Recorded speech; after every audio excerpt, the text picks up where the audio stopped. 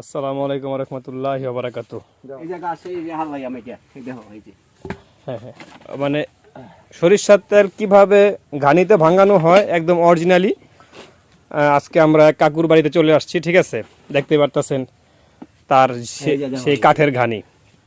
এইটার উপরে এই যে খাটলিটা তুলবাম। আচ্ছা আচ্ছা, দেখো এই যে এইটা তুলবাম, তুললে পরে এইটাতে টান দিয়ে আপনি আচ্ছা আচ্ছা।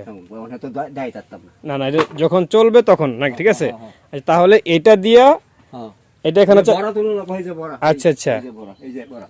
আচ্ছা আচ্ছা, তারপরে চতুর্পাশে ঘুরবে, হ্যাঁ ঘুরলে তারপরে এইবার আচ্ছা আচ্ছা, এইবার গুণ। তারপরে যে এই দিক দিয়ে তেল বের হবে নাকি? হ্যাঁ দেখ আছে দেখো না। ও আচ্ছা আচ্ছা, ঠিক আছে। তো এটা আপনি কত বছর যাবত করতেছেন?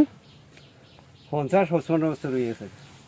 50-55 বছর যাবত আপনি এটা করতেছেন? হ্যাঁ তো দেখতে পারতেছেন 50 বছরের উপরে সে এই কাঠের ঘানি দিয়ে উনি তেল ভাঙ্গায় এবং 1 নম্বর তেল, ঠিক আছে? এই যে দেখতে পারতেছেন এখানে শুধু তেল আর তেল, ঠিক আছে? একেবারেই 1 নম্বর খাঁটি পিওর তেল।